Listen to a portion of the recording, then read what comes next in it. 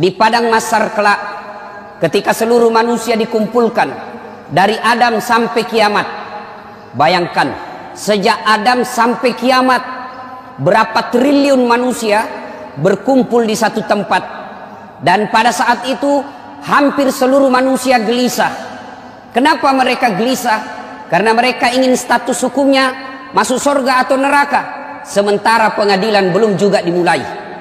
Samalah kalau kita dinyatakan tersangka sama polisi, kan kita mau cepat diadili. Adili saya. Kalau saya salah, berapa tahun vonisnya? Kalau tidak salah, adili lalu lepaskan dari sangkaan itu. Demikian juga di padang mahsyar. Hampir seluruh manusia gelisah. Saya ini masuk surga atau masuk neraka? Sementara pengadilan belum juga dimulai. Dalam keadaan gelisah itu, datanglah sekelompok manusia menghadap kepada Nabi Adam. Ya Adam, engkau adalah bapak kami semua. Tolong menghadap kepada Allah, berdoa supaya segera di muka pengadilan. Mendengar ini Nabi Adam geleng kepala. Saya malu ketemu Allah hari ini. Kenapa? Saya pernah makan barang haram sekali waktu saya hidup. Di mana mau kusimpan mukaku? Adam alaihi salam sekali makan barang haram, malu ketemu Allah di akhirat kelak. Gimana mereka yang pegawai negeri, sejak masuk pegawai negeri nyogok, seluruh gaji-gajinya sampai pensiun haram di sisi Allah.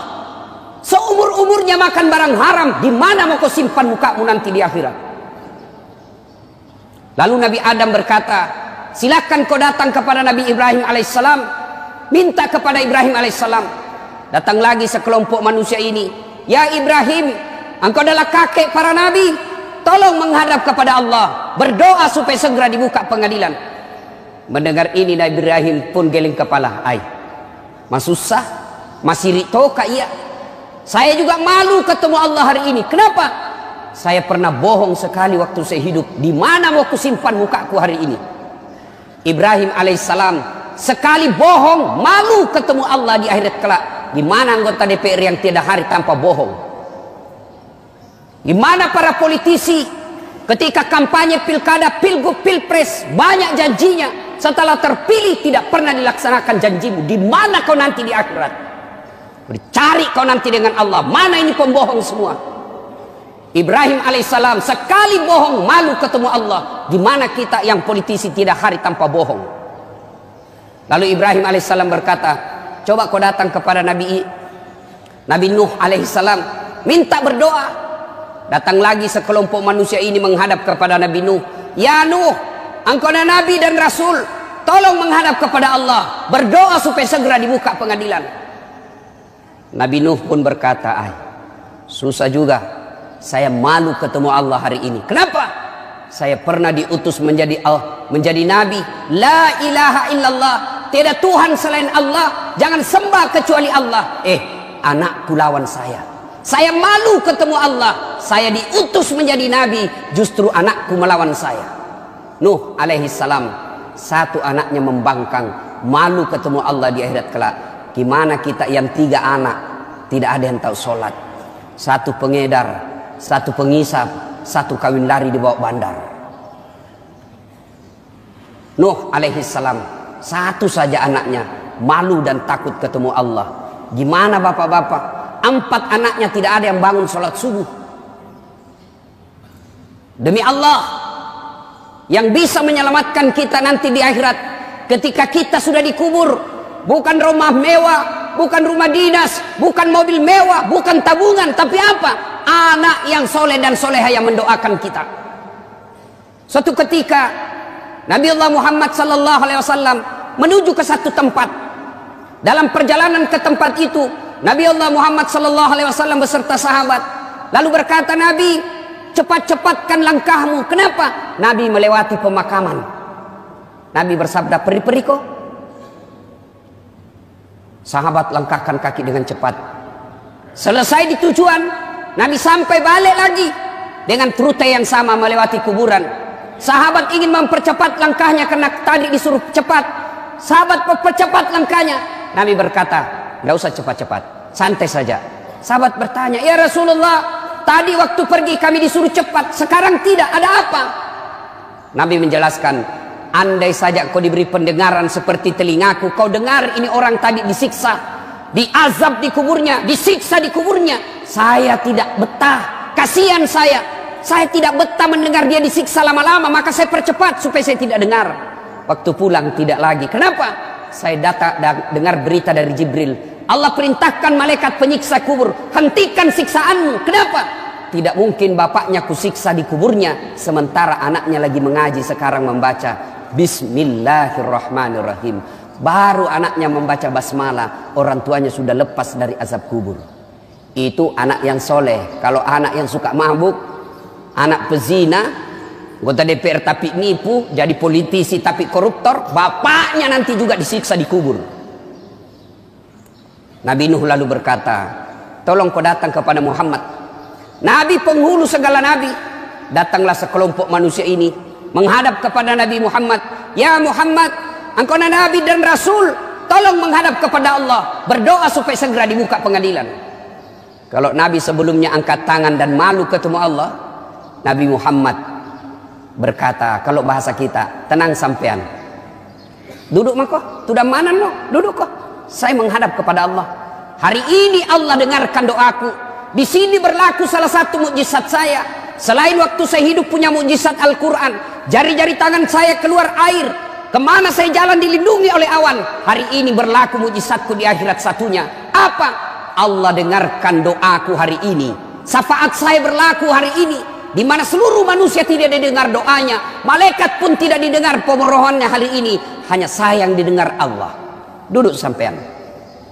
Nabi lalu menghadap kepada Allah. Ya Allah, kami sadar banyak dosa dan kesalahan, kami sadar banyak maksiat, tapi kami sudah sadar juga Engkau Maha Pengasih dan Maha Penyayang. Ya Allah, tolong ampuni dosa dan kesalahan kami ya Allah. Lalu mulai buka pengadilan. Mendengar ini, dari aras Allah kedengaran suara, ya Muhammad, aku kabulkan doamu hari ini, kau bangkit dari sujudmu. Lalu Allah perintahkan malaikat, siapkan segala keperluan, pengadilan mulai hari ini kita siapkan. Pengadilan mulai diproses. Mulailah kita diadili satu demi satu, berkat doanya Nabi dan syafaatnya Nabi. Ketika Nabi ceritakan masalah ini, sahabat bertanya, ya Rasulullah, apakah semua umat Islam mendapat syafaatmu? Syafaat itu kalau di kantor wali kota, rekomendasi, kata belece, nota. Sahabat bertanya, semua dapat syafaatmu ya Rasul? Tidak. Kalau kau mau mendapat syafaatku, ada dua syaratnya. Apa syaratnya kata Nabi? Satu, aqimis salat, tetongangi sampajangnya, dirikan sholat. Ini yang paling penting Pak. Ayo, Bapak mau mendapat syafaat, periksa dirinya. Sholatnya bagaimana? Mari geledah diri kita.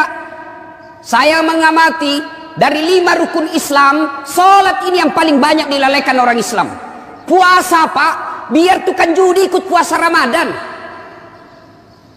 pemabuk ikut juga puasa Ramadan, zakat dia bayar zakatnya, bahkan kadangkala dia pergi haji, tapi sholatnya yang dianggap remeh. Demi Allah, Bapak tidak haji tetap dianggap Islam, Bapak tidak puasa Ramadan tetap dianggap Islam, tidak bayar zakat tetap dianggap Islam. Tapi ketika tidak mendirikan sholat, demi Allah, kafir di hadapan Allah. Kafir. Buka Al-Quran, surah Al-Anfal, Al-Fat ayat 29, Allah jelaskan, Muhammad Rasulullah walladzina ma'ahu asidda walal kuffar ruhama'u bainahum tarahum rukka'an sujjada.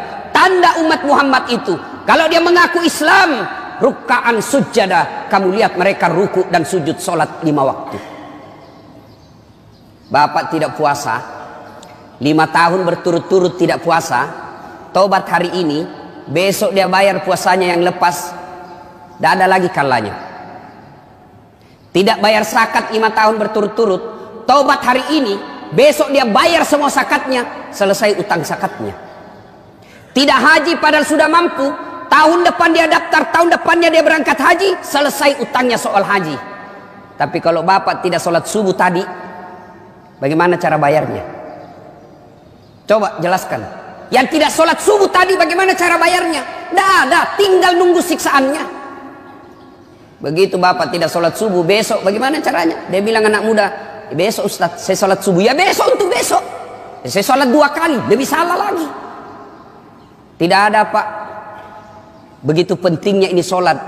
Sehingga Nabi menjelaskan, andai saja sholat ada dalam dirimu, maka sholat itu seperti fungsi pentingnya kepala. Coba lihat fungsi pentingnya kepala dalam diri kita. Ada orang perang, kena kedua kakinya, tangannya amputasi, potong 2 tangannya, potong 2 kakinya, masih bisa hidup. Ada orang tidak ada pendengarannya, masih bisa hidup. Tidak ada 2 matanya, buta sama sekali, masih bisa hidup. Tapi pernahkah kita melihat ada orang lewat di sini tidak ada kepalanya? Itulah orang Islam yang tidak sholat, ibarat manusia tidak punya kepala. Gimana Allah mau kasih, Nabi mau kasih kita syafaat? Jangankan 5 waktu, sholat Jumat saja terlambat. Ini saya masuk di sini setengah, sudah mulai azan masih setengah. Yang setengah ke belakang, yang terlambat, dengar baik-baik. Bapak sah sholat Jumatnya, cuma sudah tidak terdaftar di absennya malaikat.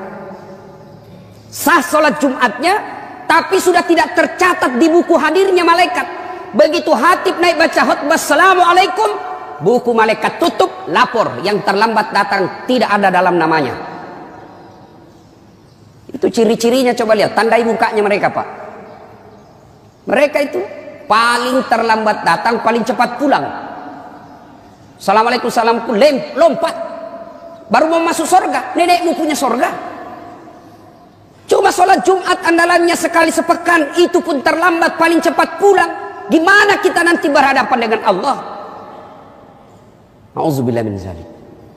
Kita berdoa kepada Allah. Ya Allah, berikan saya kebahagiaan. Ya Allah, berikan saya kemuliaan. Ya Allah, sukseskan usahaku. Ya Allah, perbaiki rumah tanggaku. Allah jawab permohonan kita. Hayya 'alas shalah, sini saya kasih kau kemohonanmu. Hayya 'alal falah, sini saya kasih kau kemenanganmu. Apa yang kau mau, sini. Hayya 'alal falah artinya mari saya kasih kau kemenangan. Tapi apa jawaban kita? Tunggu, lagi meeting. Hebatnya tahu, Tuhannya suruh menunggu.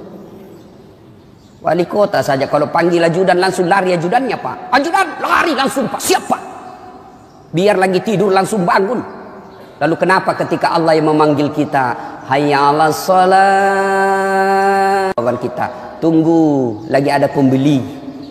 Gimana Allah mau memperbaiki hidup kita? Sholat aja kita anggap remeh. Yang kedua, syarat mendapat syafaat menurut Rasulullah sallallahu alaihi wasallam, perbanyaklah menyebut namaku. Apa realitasnya? Apa pelaksanaannya menyebut nama Nabi?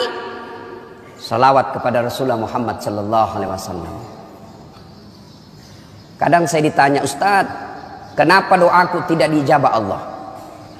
Kenapa doaku tidak dijawab Allah? Salah satu sebabnya, siapa yang berdoa tidak diawali dan diakhiri dengan salawat, maka doanya tergantung antara langit dan bumi. Bapak passwordnya berdoa, kalau mau berdoa Allahumma salli ala Sayyidina Muhammad wa ali Sayyidina Muhammad, baru terbuka pintu aras doa. Ketika tidak bersalawat, tidak akan sampai doa kita. Coba perhatikan, ketika Allah merintahkan kita puasa, Allah tidak ikut menunaikan ibadah puasa. Ketika Allah perintahkan kita haji, Allah tidak ikut menunaikan ibadah haji. Ketika Allah perintahkan kita bayar zakat, Allah pun tidak ikut menunaikan ibadah zakat. Tapi ketika Allah merintahkan kita sholawat, dengar baik-baik firman Allah, innallaha wa malaikatahu yusalluna ala nabi. Sesungguhnya Allah dan para malaikatnya bersalawat kepada Rasulullah Muhammad sallallahu alaihi wasallam. Maka wahai orang-orang yang beriman, yusalluna ala nabi, ya ayyuhalladzina amanu sallu alaihi wasallimu taslima. Bersalawatlah dengan garis bawahi catatannya dengan sebaik-baik salawat. Kadangkala kita salawat tidak ikhlas, kadangkala kita salawat penyebutannya tidak bagus. Muhammad SAW, apa artinya? Perbaiki salawat, karena itu bagian kecintaan kepada Nabi. Bapak saudara-saudara sekalian yang saya hormati, saya kasih contoh konkret kenapa doa tidak diijabah Allah. Kita bersahabat 2 orang. Anggaplah saya dengan bapak bersahabat. Ada anak saya nakal betul. Bapak lagi sakit gigi, anak saya mukul tak, ribut aja kerjanya. Begitu saya meninggal, datanglah anak saya minta pertolongan kepada bapak. Pak, om, tolonglah saya mau bayar uang sekolah tapi tidak ada duit, pinjam luang duitnya. Lalu bapak berpikir apa? Ini anak kurang ajar, selama ini bikin pusing kita, tidak pernah kita dikasih tenang di komplek. Datang istrinya bapak, Pak, jangan kau lihat itu anak, jangan kau lihat itu sifatnya anak, ingat bapaknya. Siapa bapaknya? Baik itu bapaknya. Akhirnya apa? Anak ini ditolong bukan karena melihat kelakuan anaknya, tapi mengingat jasa-jasa bapaknya. Akhirnya apa? Dikabulkan keinginannya. Kalau Allah melihat dosa dan kesalahan kita, Pak, istri aja kita tipu, kita di kantor suka bohong, kita suka makan barang haram, sepertinya Allah tidak akan mendengarkan doa kita. Tapi doa sebelum kita lakukan, kita menyebut ya Nabi salam alaik, ya Rasul salam alaik, ya Habib salam alaik, salawatullah alaik. Akhirnya apa? Allah kabulkan doa kita, bukan karena melihat kita, tapi kita menyebut orang yang dicintai oleh Rasul, dicintai oleh Allah Subhanahu wa taala. Heran kalau ada orang Islam malas menyebut Nabi, padahal Nabi selalu mencintai kita sejak hidup sampai akhir hayat beliau. Masih ingat Bapak Ibu Saudara yang saya muliakan, ketika Nabi sakaratil maut, datang malaikat ingin mencabut nyawanya. Ya Muhammad, hari ini saya diperintah Allah untuk mencabut nyawamu, bagaimana menurutmu? Nabi menjawab, ya Jibril, saya tidak khawatir. Kalau hari ini saya harus dicabut nyawaku, tolong berikan saya berita gembira. Jibril menjawab, seluruh dosa-dosamu Muhammad sudah diampuni, seluruh malaikat sudah ngantri menunggu kamu, seluruh nabi dan rasul haram masuk surga sebelum engkau lebih dulu masuk ke dalam surga. Mendengar ini Nabi lalu menjawab, ya Jibril, saya tidak mencemaskan diriku, yang aku khawatirkan umatku. Bagaimana umatku sepeninggal saya nanti?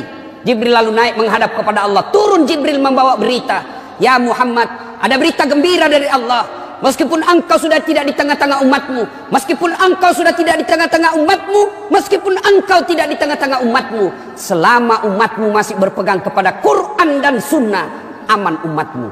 Nabi lalu berkata, silakan eksekusi, cabut nyawaku.